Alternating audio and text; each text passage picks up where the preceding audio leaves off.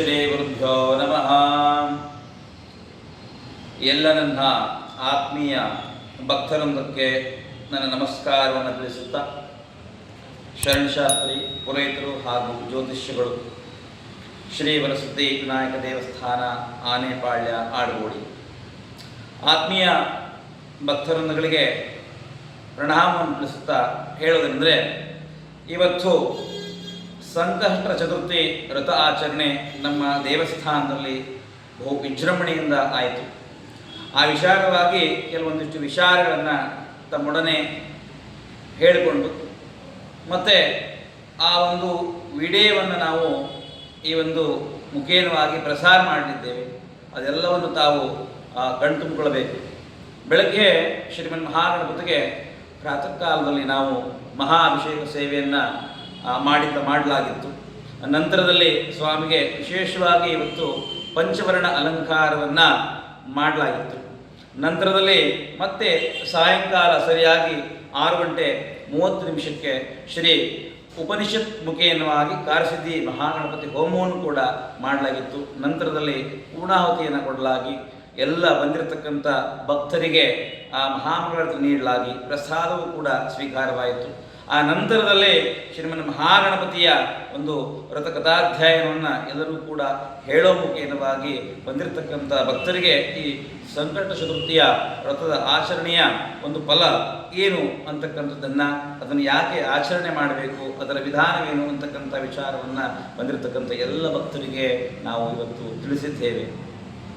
ಆ ಒಂದು ವ್ರತಕಥಾತಿಯ ನಂತರದಲ್ಲಿ ಶ್ರೀ ವರಸಿದ್ಧಿ ಮಹಾಗಣಪತಿಗೆ ವಿಶೇಷವಾಗಿರತಕ್ಕಂಥ ಪೂಜೆಯನ್ನು ಸಲ್ಲಿಸಿ ಧೂಪದೀಪ ನೈವೇದ್ಯವನ್ನು ಮಾಡಿ ವಿಶೇಷವಾಗಿರತಕ್ಕಂಥ ಆರತಿಗಳನ್ನು ಮಾಡುವ ಮುಖೇನವಾಗಿ ಬಂದಿರತಕ್ಕಂಥ ಎಲ್ಲ ಭಕ್ತರಿಗೆ ಮಹಾಮಂಗಳಾರತಿಯನ್ನು ಕೂಡ ನಾವಿಲ್ಲಿ ನೀಡಲಾಗಿದೆ.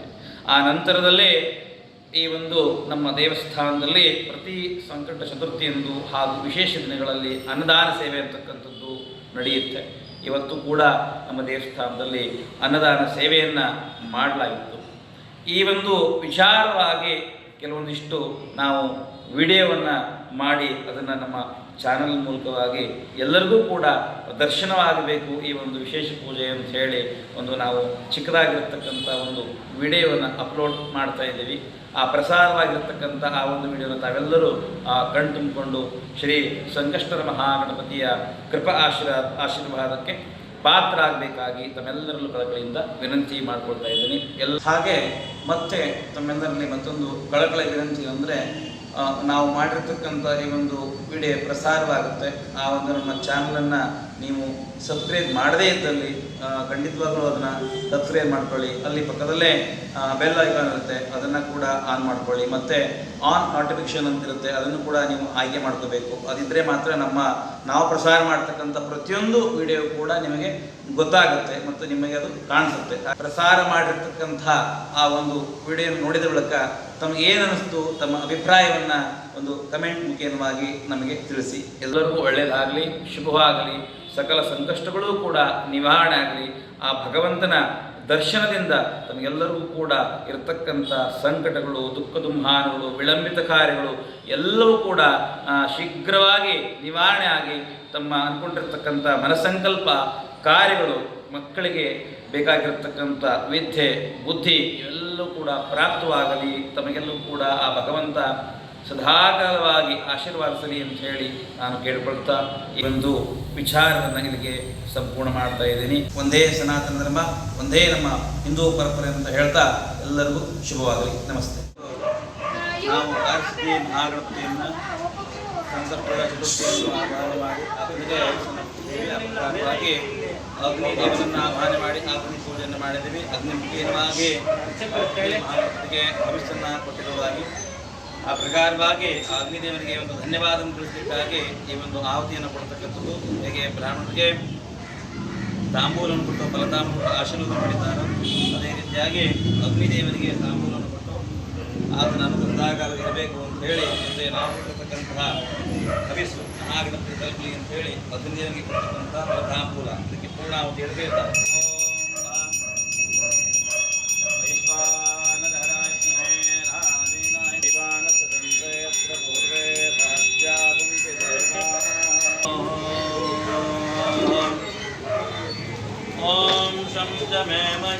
मे प्रियंच मे नुकामच्च मे कामच्च मे नो मनसच्च मे भद्रंच मे तेजश्च मे वसच्च मे यशश्च मे भगच्च मे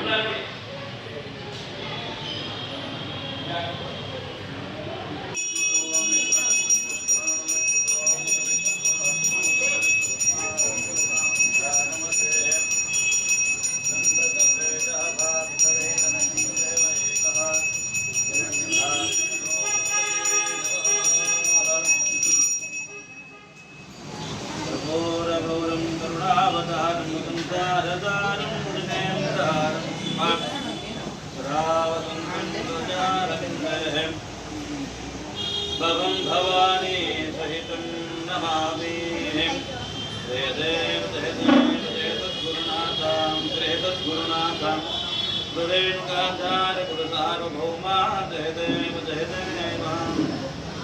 देव जय तद्गुरुनाथं जय तद्गुरुनाथं गुरुदत्तात्रेय गुरुसार्वभौमा जय देव नमो नमो गणेशाय विघ्नेशाय नमो नमः विनायकाय विघ्नकृताय नमो नमः मंगलमय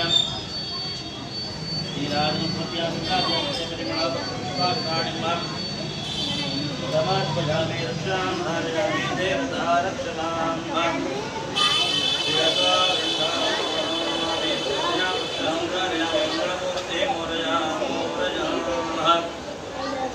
श्री प्रसिद्धे महागणपति देवता पाधार विंदक्य गोविंदान्य गोविंदा श्री कारसिद्धि महादेवता पाधार विंदक्य गोविंदान्य गोविंदा श्री संकष्टर महागणपति पाधार विंदक्य गोविंदान्य गोविंदा नमः पार्वते पतये हर हर महादेव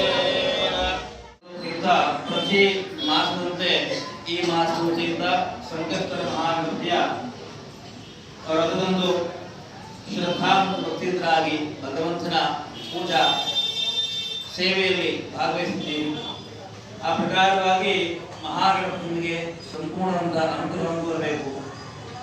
ನಾವು ಮಹಾಗಣಪತಿಯನ್ನ ಪೂಜೆಯನ್ನು ಮಾಡತಕ್ಕಂಥ ವಿಧಾನವನ್ನ ಬರೀ ದೇವಸ್ಥಾನದಲ್ಲಿ ಮಾತ್ರವಲ್ಲದೆ ತಮ್ಮ ತಮ್ಮ ಮನೆಗಳಲ್ಲೂ ಕೂಡ ಸಂಕಟ ವ್ರತಾಚರಣೆಯನ್ನು ಮಾಡಬೇಕು.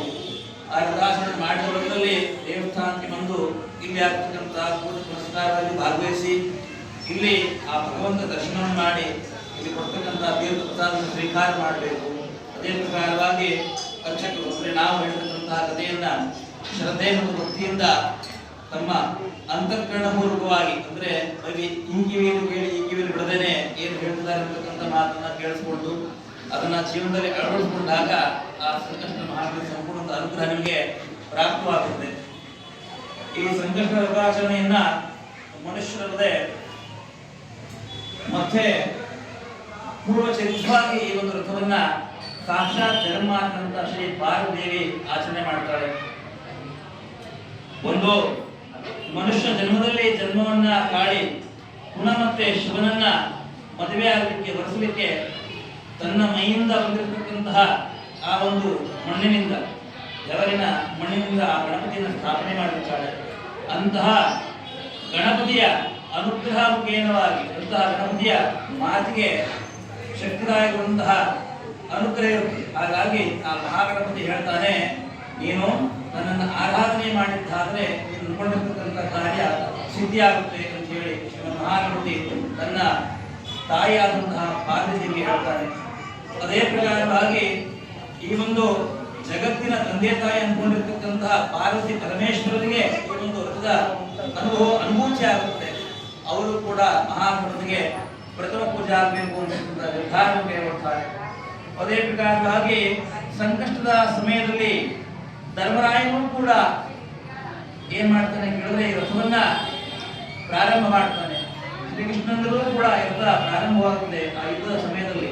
ಮತ್ತೆ ಶ್ರೀರಾಮಚಂದ್ರ ಸ್ವಾಮಿಗಳು ಕೂಡ ಒಂದು ಈ ವ್ರತವು ಪ್ರಾರಂಭವಾಗುತ್ತದೆ. ಅಂದರೆ ಪ್ರತಿಯೊಂದು ಸಂಕಷ್ಟ ಎದುರಾದಾಗ, ತೊಂದರೆಗಳು ಈಡಾದಾಗ ಮನುಷ್ಯನಾಗಿರ್ತಕ್ಕಂಥವರು ನಾವು ಏನು ಮಾಡಬೇಕಪ್ಪ ಅಂತಂದರೆ ಶ್ರೀ ಸಂಕಷ್ಟದ ಮಹಾಗಣಪತಿಯ ರಥವನ್ನು ಮಾಡಬೇಕು ಅಂತೇಳಿ ಶಾಸ್ತ್ರದಲ್ಲಿ ಬರೆದಿದೆ.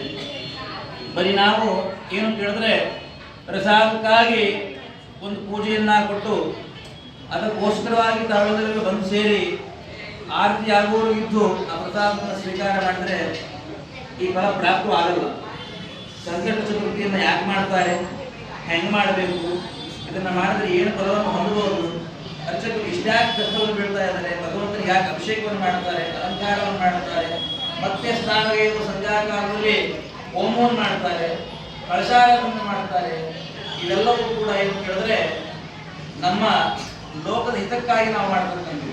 ಯಾಕಂದ್ರೆ ಒಂದು ದೇವಸ್ಥಾನದಲ್ಲಿ ಪೂಜೆ ಪುರಸ್ಕಾರ ಎಂದೇ ಅದು ಅರ್ಚಕ ತನ್ನ ಸಲುವಾಗಿ ಪೂಜೆಯನ್ನು ಮಾಡಲ್ಲ. ಯಾಕಂದ್ರೆ ನಿಮ್ಮಂತಹ ಸಾವಿರಾರು ಭಕ್ತರು ಅಲ್ಲಿ ಅರ್ಚನೆ ಮತ್ತು ಪೂಜೆಗೆ ನಿಮ್ಮ ಕೈಯಲ್ಲಷ್ಟು ಸಹಾಯವನ್ನು ಮಾಡಿದ್ದೀರಿ. ಆ ಒಂದು ಸಹಕಾರ ಮುಖೇನವಾಗಿ ಅರ್ಚಕರು ಕೆಲಸ ಮಾಡ್ತಾರೆ. ಮತ್ತೆ ತಾವು ಈ ಮನಸ್ಸು ಇರಲಿ ಇರದೇ ಇರಲಿ, ನಾವು ನಿಮಗೆಲ್ಲರೂ ಕೂಡ ಒಳ್ಳೆಯದಾಗಲಿ ಅಂತಕ್ಕಂಥ ಭಾವನೆಯನ್ನು ಹೊಂದಿ ಪೂಜೆ ಮಾಡ್ತೀವಿ. ಅಂದ್ರೆ ಇದರರ್ಥ ಪೂಜೆ ಪ್ರಾರಂಭ ಕಾಲದಲ್ಲೂ ಎಲ್ಲರಿಗೂ ಒಳ್ಳೆಯದಾಗಲಿ ಅಂತಕ್ಕಂಥ ಸಂಕಲ್ಪವನ್ನು ಮಾಡ್ತೀವಿ. ಪೂಜೆ ಮುಗಿದಾದ ಮೇಲೂ ಸರ್ವೇ ಜನ ಸುಖಿನೋ ಭವ ಅಂತ ಹೇಳ್ತೀವಿ, ಲೋಕ ಸಮಸ್ತ ಸುಖಿನೋ ಭವ ಅಂತ ಹೇಳ್ತೀವಿ. ನಮ್ಮ ಮನಸ್ಸಿನಲ್ಲಿ ಏನೇ ಇರಬಹುದು, ಆದರೆ ಗುರುಮುಖೇನವಾಗಿ ಕಲಿತಿರ್ತಕ್ಕಂಥ ಈ ವಿದ್ಯೆಯನ್ನ, ಈ ಒಂದು ಧರ್ಮಾಚರಣೆಯನ್ನ ನಾವು ಸರಿಯಾದ ರೀತಿಯಲ್ಲಿ ಪಾಲನೆ ಮಾಡಿದ್ರೆ ಮಾತ್ರ ಭಗವಂತ ನಮಗೆ ಏನು ಹೇಳಿದ್ರೆ ಆಶೀರ್ವಾದ ಮಾಡಲಿಕ್ಕೆ ಸಾಧ್ಯ. ಯಾಕೆ ನಮಗೆಲ್ಲ ಇದನ್ನ ಬಾರಿ ಬಾರಿಗೂ ಹೇಳ್ತಾ ಇದ್ದೀನಿ ಅಂದ್ರೆ, ಪ್ರತಿ ಬಾರಿಯೂ ಕೂಡ ನಾವು ಒಂದಿಷ್ಟು ಹಣವನ್ನು ಕೊಟ್ಟು ಆ ಹಣಕ್ಕಾಗಿ ಒಂದಿಷ್ಟು ಪ್ರಸಾದವನ್ನು ಇಟ್ಕೊಂಡು ಹೋಗೋದ್ರಿಂದ ಯಾವ ಸಂಕಷ್ಟಗಳು ಕೂಡ ಪರಿಹಾರ ಆಗಲ್ಲ. ಆ ಒಂದು ಮನಸ್ಸನ್ನು ಮೂಡುತ್ತೆ. ನಾವು ಪ್ರತಿದಿನವೂ ಕೂಡ ಸಂಕಷ್ಟಕ್ಕೆ ಹಣವನ್ನು ಸಂದಾಯ ಮಾಡ್ತೀವಿ, ಆದರೂ ಕೂಡ ನಮ್ಮ ಮನೆಯಲ್ಲಿ ಕಷ್ಟಗಳು ಬಗೆಹರಿಲ್ಲ. ಈ ಒಂದು ಸ್ಥಳಕ್ಕೆ ಒಂದು ಗ್ರಾಮಕ್ಕೆ ಒಂದು 10 ವರ್ಷ ಆಯಿತು, 15 ವರ್ಷ ಆಯಿತು, 20 ವರ್ಷ ಆಯಿತು, 30 ವರ್ಷ ಆಯಿತು ಅಂತ ನಾವು ಹೇಳ್ತಾ ಇರ್ತೀವಿ. ಆದರೆ ಏನು ಕೇಳಿದ್ರೆ ನಾವು ಎಷ್ಟು ಬಾರಿ ಪೂಜೆ ಕೊಟ್ಟಿದ್ದೀವಿ ಅಂತಕ್ಕಂಥದ್ದು ಇಲ್ಲಿ ಮುಖ್ಯವಾಗಲ್ಲ. ಇನ್ನ ಯಾವ ರೀತಿ ಪೂಜೆಯಲ್ಲಿ ನಾವು ಯಾವ ಉದ್ದೇಶಕ್ಕಾಗಿ ಕೊಡ್ತಾ ಇದ್ದೇವೆ, ಪೂಜೆಯಲ್ಲಿ ನಾವು ಭಾಗವಹಿಸ್ತೀವೋ ಅಥವಾ ಇಲ್ಲವೋ, ಪೂಜೆಯಲ್ಲಿ ಎಷ್ಟು ಮಟ್ಟಿಗೆ ನಮಗೆ ನಂಬಿಕೆ ಇದೆ ಅಂತಕ್ಕಂಥದ್ದು ನಿಮ್ಮ ಮನಸ್ಸಿಗೆ ಸಂಬಂಧಪಟ್ಟಿರುತ್ತೆ. ಅಂದ್ರೆ ನಿಮ್ಮ ಅಂತಃಕರಣ, ನಿಮ್ಮ ಮನಸ್ಸಿಗೆ ಗೊತ್ತಿರಬೇಕು ನಾವು ಏನು ಮಾಡ್ತಾ ಇದ್ದೀವಿ ಇಲ್ಲಿ ಈ ದೇವಸ್ಥಾನದಲ್ಲಿ. ಹಿಂದೆ ಅರ್ಚಕರು ಇರ್ಬೋದು, ಮುಂದೇನೋ ಬಂದು ಹೋಗಬಹುದು, ಆದರೆ ಒಬ್ಬ ಅರ್ಚಕರು ಸರಿಯಾದ ರೀತಿಯಲ್ಲಿ ಆ ಪೂಜೆಯನ್ನ ಮಾಡೋ ಸಂದರ್ಭದಲ್ಲಿ ನಾವು ಏನ್ ಮಾಡಬೇಕು, ಭಕ್ತರಾಗುವಂತಿಂದ ಅದನ್ನು ಸರಿಯಾಗಿ ಅರ್ಥೈಸಿಕೊಂಡು ಅದನ್ನು ನಾವೇನ್ ಮಾಡ್ಬೇಕು, ನಮ್ಮಲ್ಲಿ ಅನುಕರಣೆ ಮಾಡ್ಕೋಬೇಕು. ಅನುಕರಣೆ ಅಂತಂದ್ರೆ ಏನು, ನಮ್ಮನ್ನ ಹಿಂಬಾಲಿಸಬೇಕು. ಹೌದಲ್ಲ, ನಮ್ಮನ್ನ ಹಿಂಬಾಲಿಸಿದಾಗ ಮಾತ್ರ ನಿಮಗೆ ಸುಖ ಆಗುತ್ತೆ, ಹಿಂಬಾಲಿಸಿದಾಗ ಮಾತ್ರ ನಿಮ್ಮ ಸಂಕಷ್ಟಗಳು ನಿವಾರಣೆ ಆಗುತ್ತೆ. ನೋಡಿ, ಹೆಸರಲ್ಲಿದೆ ಸಂಕಷ್ಟರ ಗಣಪತಿ ಪೂಜೆ, ಸಂಕಷ್ಟರ ಚತುರ್ಥಿ. ಹೌದಲ್ಲ, ಪ್ರತಿ ಮಾಸನೂ ಬರುತ್ತೆ. ಇಂತಹ ಪುಣ್ಯಕರ ಒಂದು ಕೆಲಸವನ್ನ ನಾವು ಕೇವಲ ಒಂದು ಹಣದ ಮುಖೇನವಾಗಿ ಅಳಿಲಿಕ್ಕಾಗಲ್ಲ, ಪ್ರಸಾದ ಮುಖೇನು ಅಳಿಲಿಕ್ಕಾಗಲ್ಲ. ಇಂತಹ ಪ್ರಥಮ ಶ್ರೇಷ್ಠ. ಇದನ್ನು ನಿಮ್ಗೆ ಬಾರಿ ಬಾರಿ ಯಾಕೆ ಹೇಳ್ತೀನಿ ಅಂತಂದ್ರೆ, ಪಾರ್ವತಿ ದೇವಿಯೇ ಯುದ್ಧವನ್ನು ಮಾಡಿದ್ದು.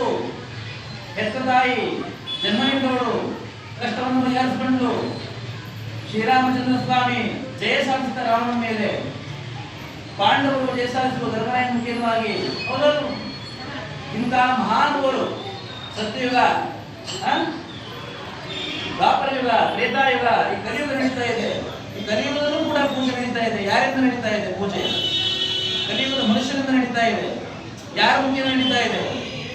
ಅರ್ಚಕ, ಪುರೋಹಿತ, ಬ್ರಾಹ್ಮಣ ಮುಖೇ ನಡೀತಾ ಇದೆ. ಹೌದು, ಇದನ್ನ ನಾವು ಯಥಶ್ಚಿತ್ ಪೂಜೆ ಅಂತಕ್ಕಂಥದ್ದು ಬರೀ ನಾವು ಪ್ರಸಾದಮೂಲವಾಗಿ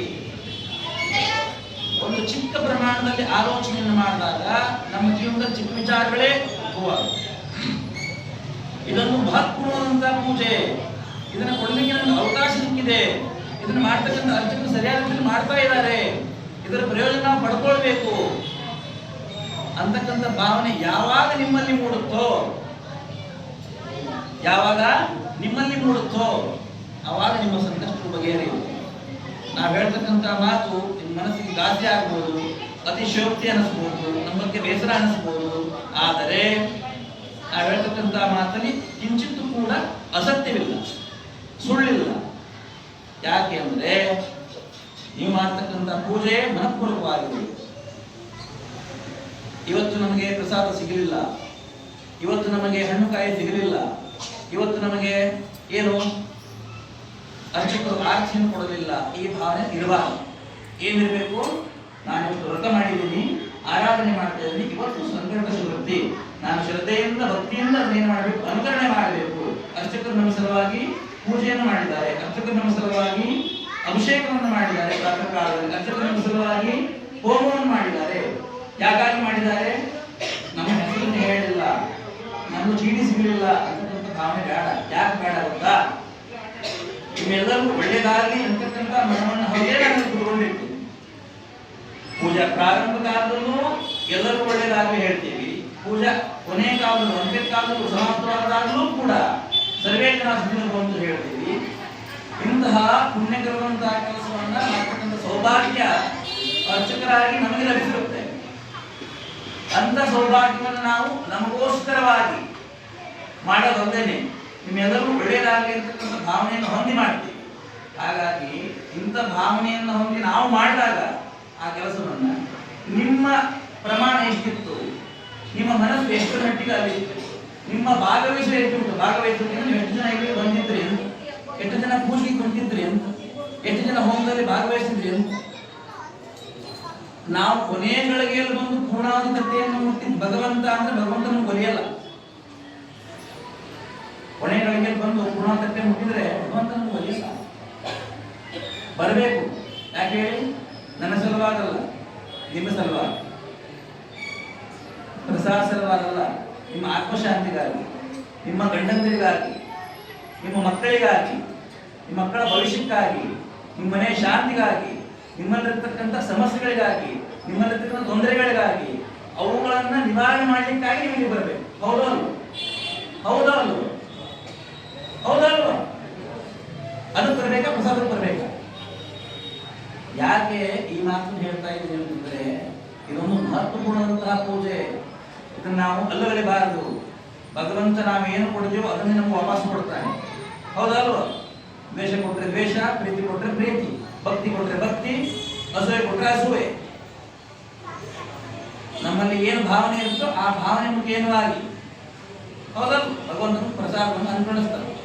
ಹಾಗಾಗಿ ತಮ್ಮಲ್ಲೂ ಕಳಕಳಿ ವಿನಂತಿ ಅಂತ ಕೇಳಿದ್ರೆ, ಈ ಒಂದು ಪೂಜಾ ವಿಧಾನ ಈ ಒಂದು ದೇವಸ್ಥಾನದಲ್ಲಿ ವಿಶೇಷ ರೀತಿಯಲ್ಲಿ ನಡೀತಾ ಇದೆ.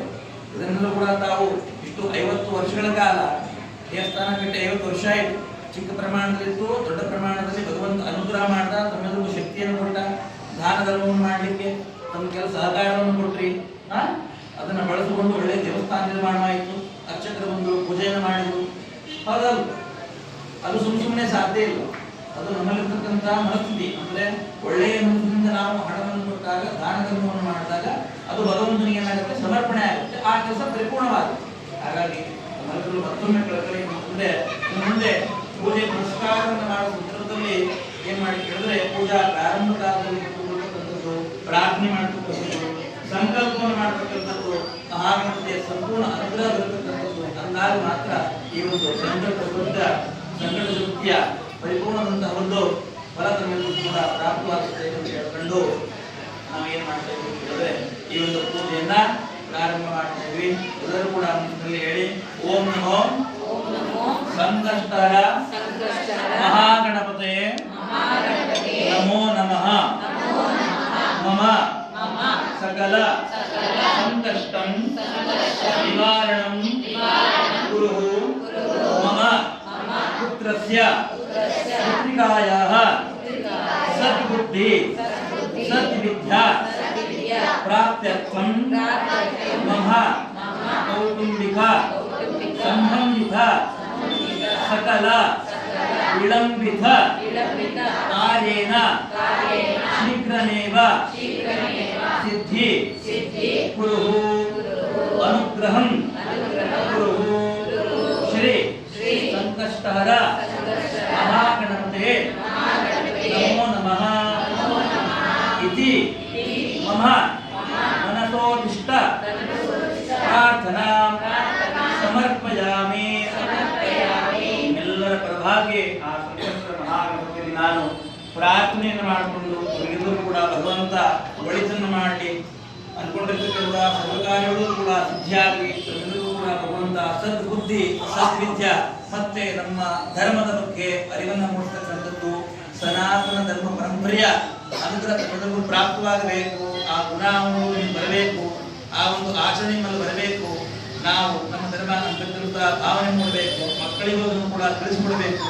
ಈ ಒಂದು ಪೂಜಾ ಕೈಂಕರ್ಯಗಳು, ಈ ಒಂದು ವಿಧಾನಗಳು, ಆಚರಣೆಗಳು, ನಮ್ಮ ಧರ್ಮದ ಪದ್ಧತಿಗಳು ಸದಾಕಾಲವಾಗಿ ಸನಾತನ ಧರ್ಮಕ್ಕೆ ಹೇಗೆ ಅಂದಿಲ್ಲವೋ ಅದೇ ರೀತಿಯಾಗಿ ಈ ಒಂದು ನಮ್ಮ ಧರ್ಮ ಅಂತಕ್ಕಂಥದ್ದು ಯಾವುದೇ ರೀತಿಯಿಂದ ಗೊಂದಲಗೀಡಾಗದೆ ಸದೃಢವಾಗಿ ನಿಂತುಕೊಂಡು ಎಲ್ಲರೂ ಕೂಡ ಒಳಿತನ್ನು ಮಾಡತಕ್ಕಂಥ ಇಡೀ ಒಂದು ಮಾನವ ಸಂಕುಲಕ್ಕೆ ಒಳಿತನ್ನು ಮಾಡತಕ್ಕಂಥ ಫಲ ಯಾವುದು ಹೇಳಿದ್ರೆ ಅದು ಸನಾತನ ಧರ್ಮ ಪರಂಪರೆ. ಹಾಗಾಗಿ ಸರ್ವೇ ಜನ ಸುಖವಂತು ಲೋಕಾಶ್ರಂತ ಸುಖವಂತು ಸಮಸ್ತ ಸನ್ಮಂಗಳಾದಿಗುವಂತು ಅಂತ ಹೇಳ್ತಾ ಪೂಜೆಯನ್ನು ಪ್ರಾರಂಭ ಮಾಡ್ತಾ ಇದ್ದೀವಿ. ಓಂ ಶ್ರೀಮಂತ ಮಹಾಗಣಪತೆ ಮೈತ್ರಿ ಪ್ರಾರ್ಥನಾ ಸಮರ್ಪಯಾಮಿ.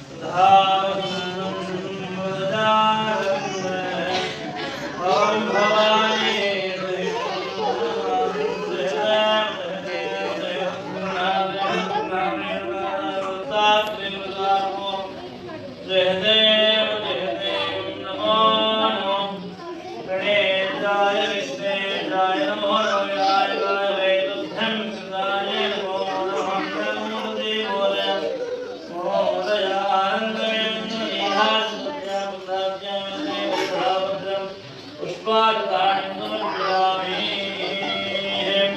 श्रीमदावत पुष्पार्तनोद्यां देवतारक्षमां शिरसा गृह्णामि नावेव हृदयां रक्षां धारयामि श्री संकष्टर महागणपतिर्देवतां पादारविन्दके गोविन्द गोविन्द श्रीवरसिद्धि महागणपतिर्देवता पादारविन्दके गोविन्दान्य गोविन्द श्रीकारसिद्धि महागणपतिर्देवान्य गोविन्द सकल विघ्न निवारक सर्व कार्य सिद्धि प्रदायक सर्वभूत निवारक सर्व संकष्ट निवारक सर्व कला सर्व कार्य फलदायक श्री वरसिद्धि कारसिद्धि संकष्ट महागणपति देवता पादारविन्दके गोविंद गोविंद नमः पार्वती पतये हर हर